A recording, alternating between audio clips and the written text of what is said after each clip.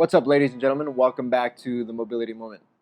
As you may have noticed in our prior videos, we try to work in restore and recovery habits to reclaim your awesomeness by addressing the day-to-day habits that you do constantly and finding ways to fix that with little techniques that we've learned along the way.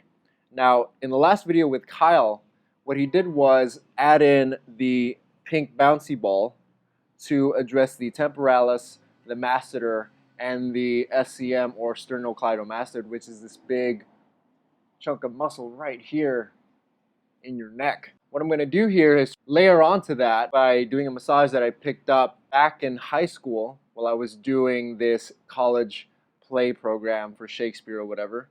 And since it involves a lot of talking, which we do on a day-to-day basis as well, I wanted to throw that in with the help of this pink bouncy ball. But I want to get a little bit more aggressive and use the lacrosse ball instead. Now you can pick one of these up essentially anywhere. We actually found this at CVS, and then I went ahead and found a whole bunch more for a lot cheaper in bulk over Amazon. So you can use that or the lacrosse ball. Now, I always want to emphasize that you can do these things anywhere. So what we're going to do is, if you happen to be at your desk, you can do this at your desk as well. But if this is your first time and this is a little bit too aggressive, you can always stick to just using your thumbs or your fingers, whatever feels most natural to you, and just press in on this lower part of your jaw right under your tongue, and it's going to feel kind of funky as you're pressing in there because you're going to feel your tongue sort of shifting around just to soften that up. Now you can do that for the usual 3 to 5 breaths if that feels comfortable and manageable to you to have a certain number of reps to do it, or you can do it intuitively, and the same thing goes for the lacrosse ball.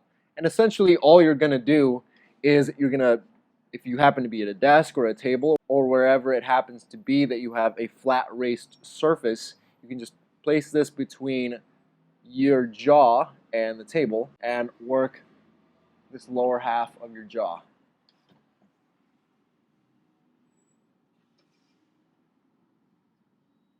To increase the intensity of this, you can put your hands up over your head and press your head down towards that flat surface and onto the ball to get a much deeper massage.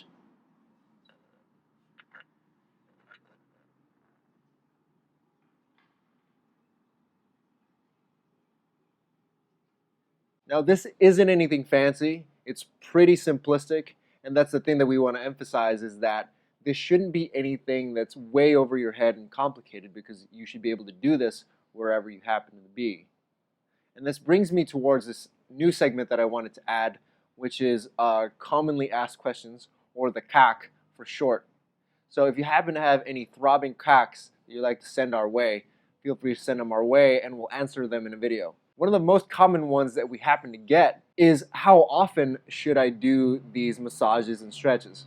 And the thing is, you have to kind of look at it on an individual basis and consider your particular circumstances and realize whatever it happens to be that you do on a day-to-day, look at the things that cause you pain or the habits that you do that are putting you in an uncomfortable place and work on those things. The reason why we did this, for example, is that we talk pretty consistently. And if you think of your body as a car and you imagine putting mileage on that car, you have to do maintenance over time to make sure that that car runs optimally for as long as possible. Another common question that we get is, what part of the body should I work? It's essentially the same answer. You want to focus in only on those things that make the most sense to you, and you can layer on other things as you find new habits and movement patterns that you're discovering with new activities that you happen to be getting into. If you look around you and you work at an office and you realize that you and the 50 other people in that particular room are hunched over and have your necks craning forward,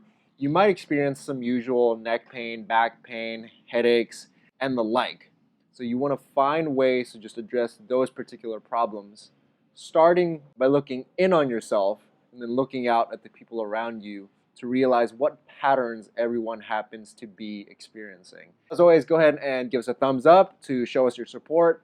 If you have any comments, questions, or suggestions, go ahead and write them down in the comments section. And if you happen to have any thriving cocks that you like to send our way, send them over to us and we'll make sure to take care of it. Subscribe to our channel so that you can stay up to date on our most current and up-to-date tips. Go ahead and like us on Facebook and share with anyone who may be able to find this advice helpful for their own lives. Don't be greedy. Anyways, this is Mark with The Mobility Moment.